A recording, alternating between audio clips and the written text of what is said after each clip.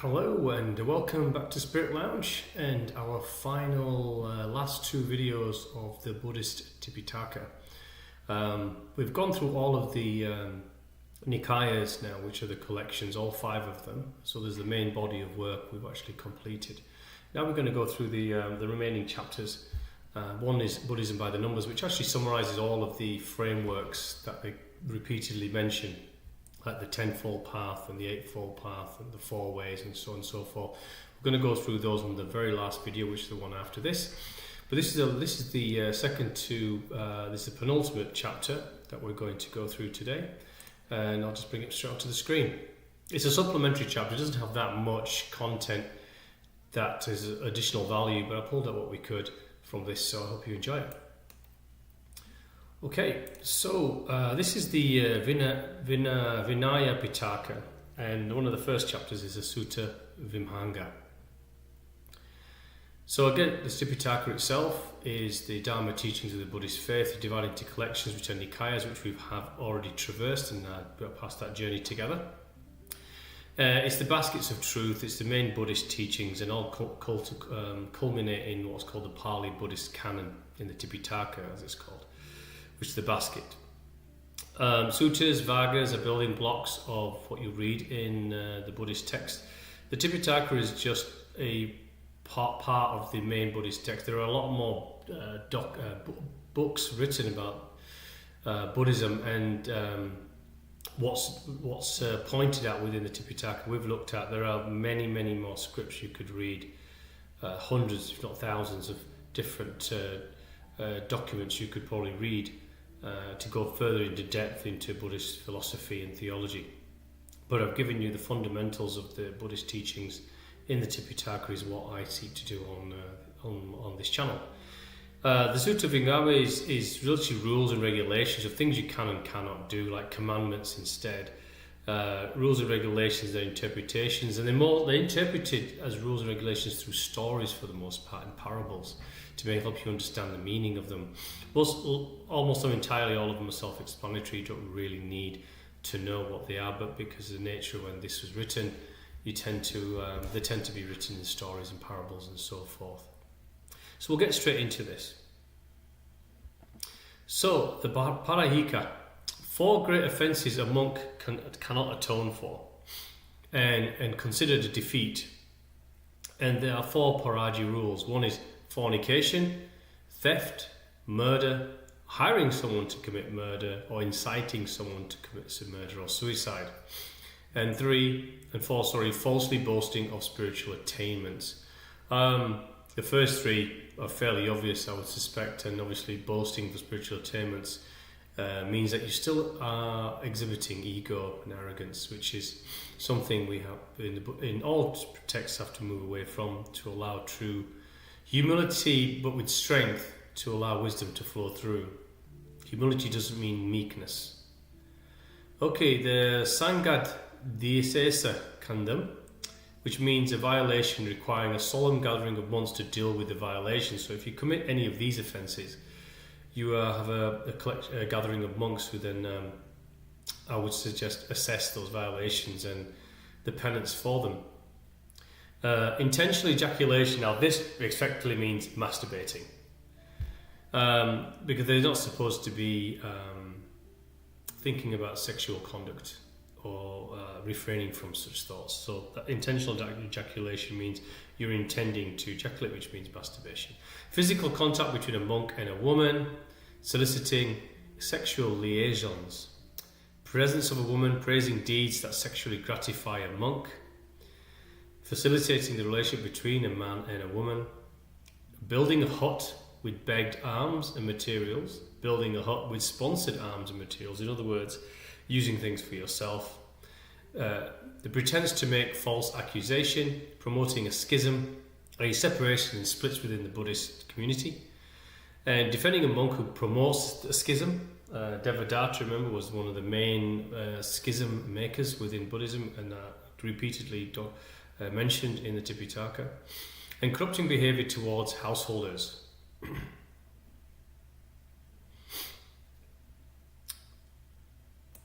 Okay, this is stuck to the next slide. Let's hopefully it can keep moving on. Bear with me a moment. My laptop seems to have frozen. There we go. Okay, the Aniyata Kandam. These are violations that involve an uncertain response. Unsuitable relationships that result in sexual relations, means flirting with the opposite sex, and that may propose sexual relations, which is the second one. The Pasittiya, which has 92 rules. Now, I haven't listed all 92 here. There is no purpose in doing so. But here's a couple, which, if violated, require a monk to perform atonements. Lying, insulting, stories that harm others, Buddha's teaching teaching Buddha to a non-monk, Buddha's teaching to a non-monk, divulging the attainment of spiritual powers outside the Sangha, which is the community, harming a plant, demeaning speech. Well, harming a plant, what does that actually mean? Well, if you pluck a blade of grass out of the ground, you're harming a plant. If you're eating corn, wheat, any arable crop, you're harming a plant. So what does that actually mean, really? Demeaning speech, not putting furniture back in the right place in the temple, I would have thought. Forcing a monk from the Sangha. Preaching to nuns for profit. Eating after a designated time. Sitting in seclusion with a woman. Intoxicating drink. Disrespecting others. Killing an animal. You can do this for certain remedies. You can eat meat and blood, and this I'll show you. We'll come on to that later. So it's not entirely black and white. Hiding possessions, accepting a person in the Buddhist community who is under 20 years of age, travelling with bandits or women, rejecting the applicability of a rule, falsely accusing another monk of a sanghad. The sisa is lustful with distorted mind, makes physical contact with a woman. That's what that means. And then every other offences. Okay, the Sakya Kandam, 75 training rules here, which is wearing robes, appropriately covered behaviour, eye discipline, robe wearing, laughing, volume, speaking, arm head position while walking and also while sitting, receiving alms with feelings of gratitude, eating with attention to the bowl, without distraction, with decorum, seeking the correct amounts of food, not out of greed, not preaching to healthy people, holding knives, sunshades, weapons, reclining, sitting, walking. These are things that you should be mindful of during training and practice. Okay, the Kuddaka, which are two sections, great and minor, and each one deals with one single subject. So the Mahavagga, on the origin of the Buddha, on the 12 Nidanas, which are dependent origin and dependent rising, enlightenment of the Buddha, the wheel of Dhamma, which the first 4 sermons, the teachings are the Dhamma, the early ministry, development of Buddha's early community, on the prohibition of ordaining monks with serious disease, thieves, prisoners or criminals, on rules for rainy seasons, when to begin rainy season retreat, dwelling places for rainy season, legitimate travel to a retreat, the Pavarana ceremony, which is the end of the rainy season ceremony, seeking alms, covering the feet, collar, disallowed and allowed sandal straps, on rules for furnishing. So this is a lot of rules around dwelling places, what you cannot wear during the rainy season, and the colour of those robes. On the rules for medicine and rules for food, this is where the meat comes in. Allowing things for sick monks, which is grease, tallows, fruits, mixtures, meat and blood, ointments, oil, sugar, fish and meat. Any meat that's not knowingly being killed specifically for the monk, so it has to be already have been slaughtered for another purpose. Vegetable and flour-based foods. Okay, the Kosam Bakakanda Haku, very long word. On rules for maintaining harmony in the community, whom one is in dispute.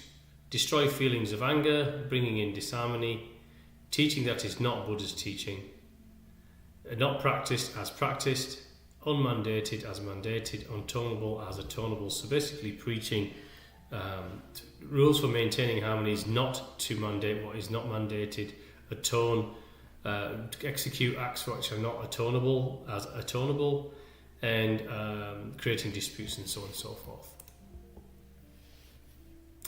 Okay, the Kula Vaga. On the rules for administering disciplinary actions, handling arguments, disharmony, expel a persistently misbehaving monk, inappropriate behaviour, a monk who refuses to atone, persist in clinging to wrongdoing. So there are rules for dealing with those kind of monks or spiritual practitioners.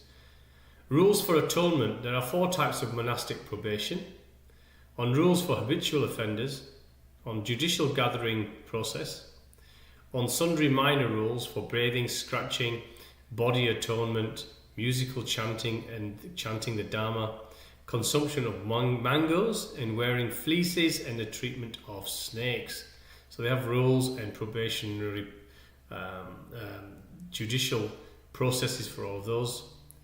How Devadatta used his minor powers to impress. Remember, Devadatta was the monk who created a schism against Buddha and went off on his own and denied the Buddha's teachings. Desired uprising the position of Buddha. Attempted 3 times to kill the Buddha. Devadatta lost all his followers to Buddha. On the 3 wrong states of Devadatta, which was evil passion, evil company, and minor progress in the holy life. On account of becoming enamored with his minor attainments, that doomed Devadatta to boiling in hell. Well, hell is, as we've discussed, you create that for yourself. Obsessed with advancement, obsessed by failure to advance, with reputation and receiving veneration, created evil passions, and therefore attracted evil company.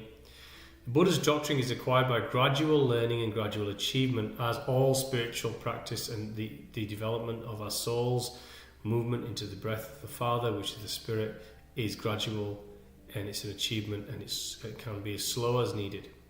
Buddha's doctrine is eternal, as are all doctrines, which are all expressions of the many petals on the lotus flower, the centre being the enlightened golden centre of the Father's breath.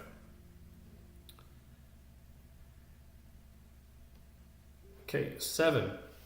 The parivara means something like to retinue, a group of advisors, which is basically what that means. Or attendant is learning guide for monks and nuns staying, studying the rules and traditions. So that's what this is. A retinue is a group advisor, attendant, and learning guide for monks and nuns.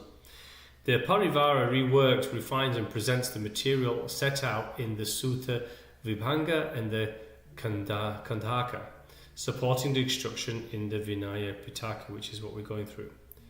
On the originating historical circumstances of the rules by which monks are required to abide. The historical circumstances of the rules by which nuns are required to abide. The importance of the parivara. On types of offences organised by number or elements.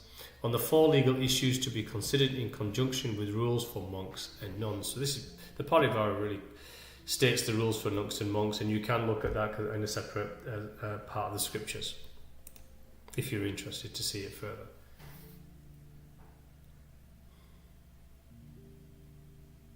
Okay, the Abhidhamma Pitaka is a bracket of higher doctrine of Buddha's teachings and is unique to the Theravada tradition. 7 sections: definitive outline and clarification of the Buddhist teachings, philosophy, human psychology, ethics, and the statement of ultimate truth. So you could investigate and read the Abhidhamma Pitaka for such things. Okay, the Dhammasangani sets out an extraordinary detailed catalogue of all perceivable phenomena, factors of existence of dhammas. Mitika is a catalogue. Phenomena are grouped sections like Tika Matika, Dukkha Matika, and Sutta Tinkada, Kuddaka Nikaya. Sorry, I cannot pronounce half of these. And there are actually different scripts. As you can see, there's different references to different scripts. Script parts of the overall broader philosophy that these scriptures are documented in. So you can actually go ahead and look at these online or find them in the library and read them if you're interested. The The Dhamma Sangani looks interesting because it talks about phenomena, it talks about the existence of karma and some additional information. I won't be going through that on this channel because it won't serve a purpose for me, but if you look into interest, you can always reference some of these additional scriptures that are referred to here. Okay, the Sutta Pitaka Kuddaka Nikaya, 42 types, dark or bright, foolish or wise, conducing to remorse or not, wrong views on existence, on non-existence, eternalism and nihilism, patience and goodness, tranquility, insight, wisdom and liberation. So these are 42 types of characteristics, I would say, for someone on the path. And the Sutta Pitaka deals with mental phenomena and physical phenomena.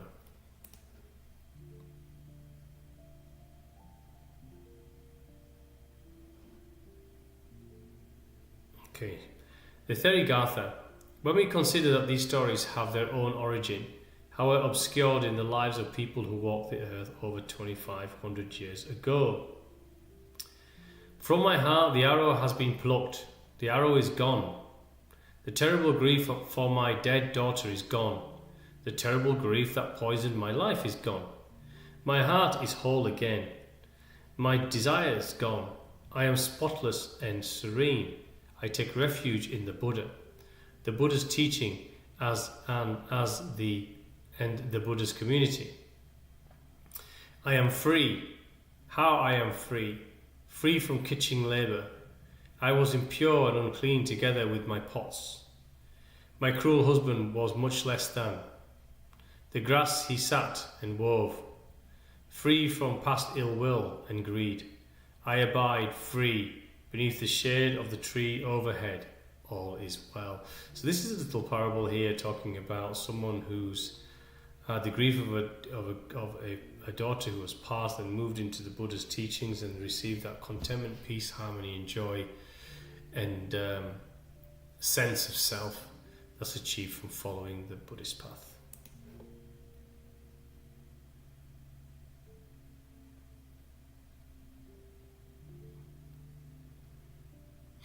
Apologies for the slowness today. There's something wrong with the speed of the laptop today. Vibhanga is detail upon certain portions of the phenomena. The Kanda, Vibhango, the 5 aggregates are body form, feelings, perceptions, formations and consciousness. Remember, you move up through those things. The form, feelings and sensations, which create perceptions, which form attachments, which form consciousness and attachments through mind. You become aware of them. The Ayatana Vibhango, 12 sense bases, which are the eye, nose, ears, tongue, body, intellect, sight form, smell form, sight form, sound form, smell form, touch, taste form, and ideas, which is the mind. These are the sense bases in which physical sensations and perceptions and formations come through and from which we attach. The Dhatu Vibhango, 18 elements. So you continue through touch, taste and ideas and you go into eye consciousness, nose consciousness, ear consciousness, tongue consciousness, body consciousness, mind consciousness. This is extension of being aware of what comes through these things and trying to avoid attachment through them, but also this through consciousness of those is how the clinging and craving also enforces itself.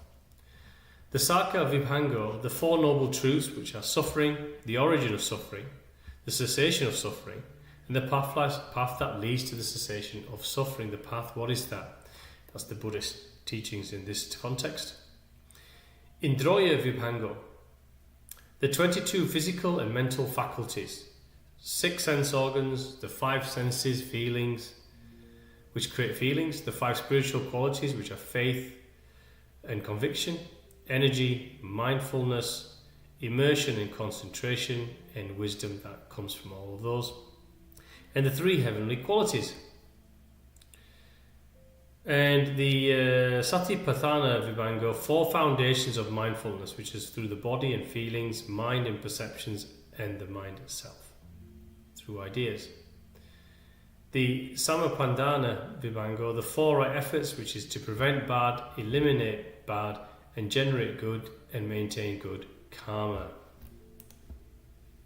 We've actually gone through that a couple of times already in some of the Nikayas. We've stated what these four right efforts are. Okay, the Idipasa Vibhanga, the four paths to power: concentration and purpose, concentration and energy, concentration and thoughts, concentration and investigation of Buddha's teachings. Concentration is mindfulness and meditation, silence and prayer for me. Purpose is having the intention to do something. Energy is putting action into place with spiritual force, deeper thoughts and meaning, and then investigation into the Buddha's teachings through all of those together. The Maganga Vibhanga, the Noble Eightfold Path, which is right view, right thought, right speech, right action, right livelihood, right effort, right mindfulness, and right concentration. The Jnana Vibhanga, the four meditative ecstasies, which is solitude, thought and deliberation leading to joy and ease, concentration, meditation, suppression of thought and deliberation to calm and confidence, moving beyond joy into comfort and calm and awareness of moving from the awareness of comfort and calm, moving beyond calm, happiness and suffering, leading to mindfulness where there is neither suffering nor comfort. The Apamana Vibhanga, four divine abodes which are loving, kindness, compassion, sympathy and composure. Zikapada Vibhanga, which is the five moral precepts: refrain from killing, stealing, lying, sexual misconduct and intoxicants. Again, we've had that repeated many times. The Jnana Vibhanga, which is types of knowledge that is derived from thinking, from training and from meditation. Remember, ultimately it will come from within to without. The divine book will open, it will reveal to you in those silent times and meditation. And then you have mental defilements and the essence and the heart of the teachings of Buddha.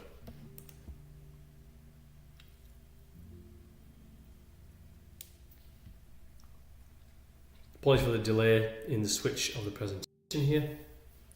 Okay, the Pugalama Panati, various manifestations of human beings. And in this particular document there are thousands of pages of manifestations of human beings. You can refer to that. The Akaka Pugalam Panati is unsteadily enlightened. These are different types of beings. Shakeable and unshakable. Remember the thousands of pages, there's many, many more of these.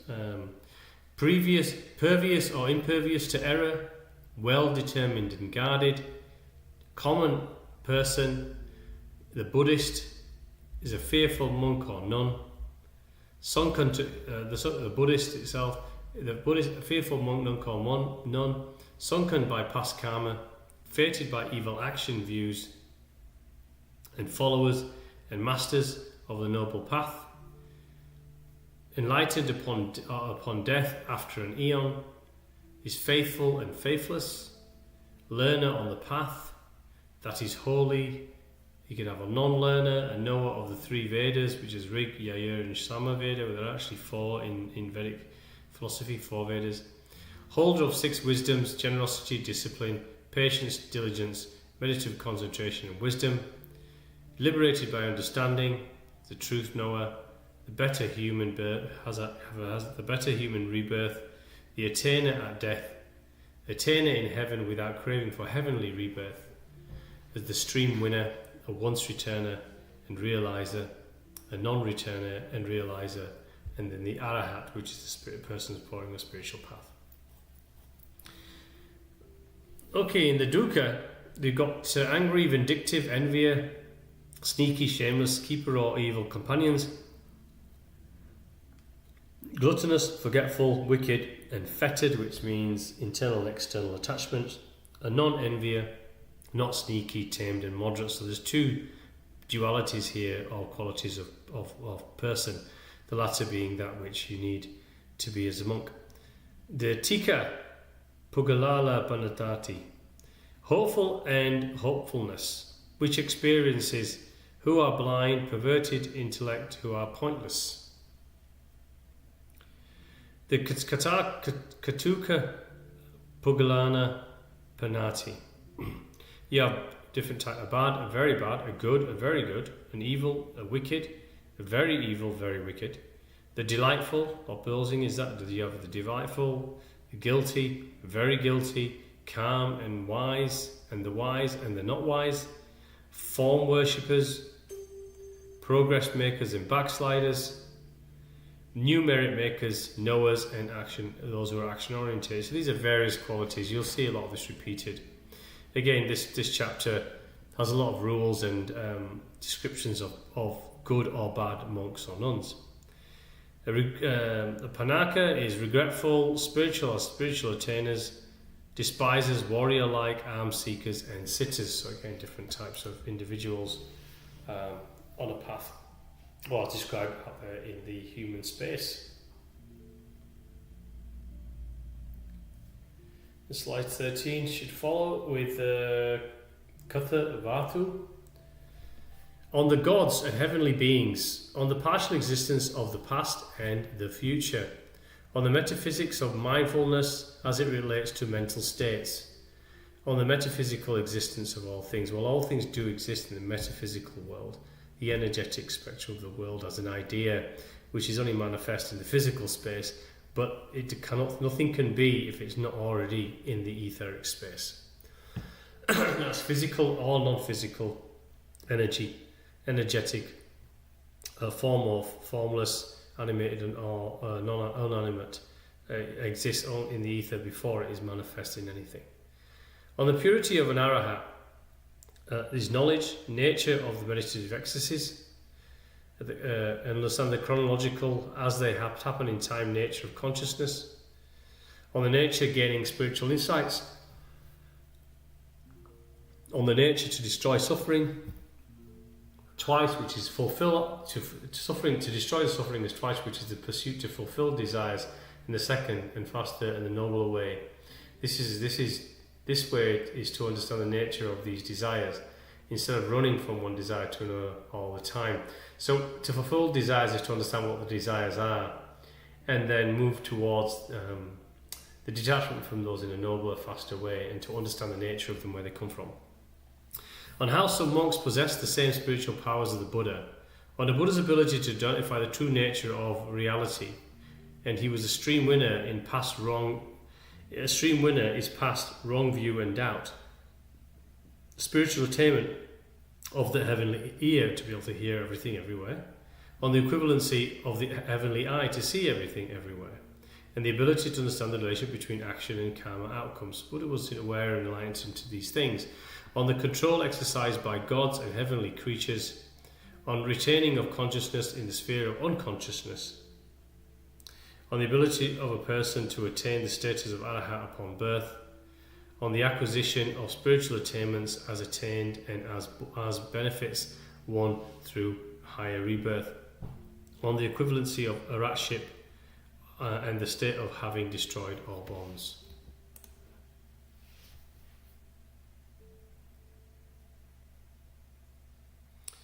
Okay, on the metaphysics of knowledge, on the confusion of worldly truth and metaphysical truth, on the belief that the future is knowable, yes or no. Well, it is knowable. Remember, there is a timeline and we're all on it, and our action, words, thoughts and intentions and the energy of the now does imprint what the future decisions or life would be like if we continue down those actions, words, thoughts and intentions and the energetic stream.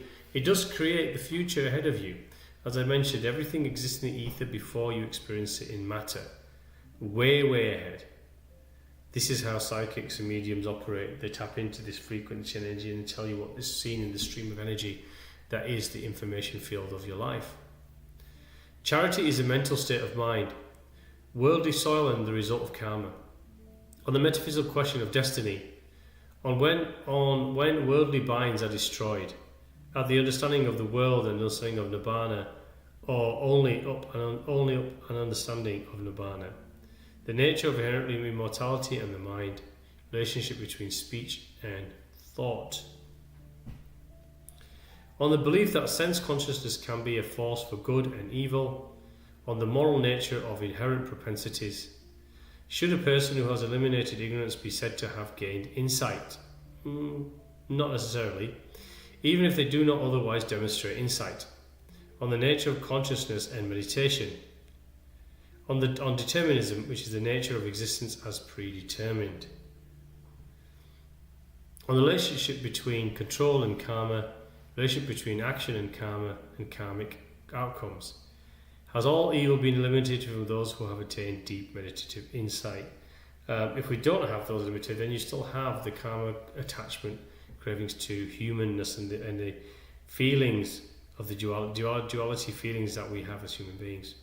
On the possible fate of people who partake in murder and other serious crimes. On how the 10 fetters, identity, view, doubt, attachment to ritual, sense desire, ill will, craving for worldly rebirth, craving for heavenly rebirth, pride, restlessness, impatience, are destroyed. On the nature of the desire of suffering. So all of these, when you attach to all of this stuff, wrong view, doubt, attachment to ritual, sense desire, ill will, worldly rebirth, which is drawing oneself back onto the earth, is something that will keep you locked in. Okay, the last slide on this video is on the sense perception before birth. On questions, can one who understands impermanence engage in evil actions unconsciously? If worldly passions are the natural state of things in the world,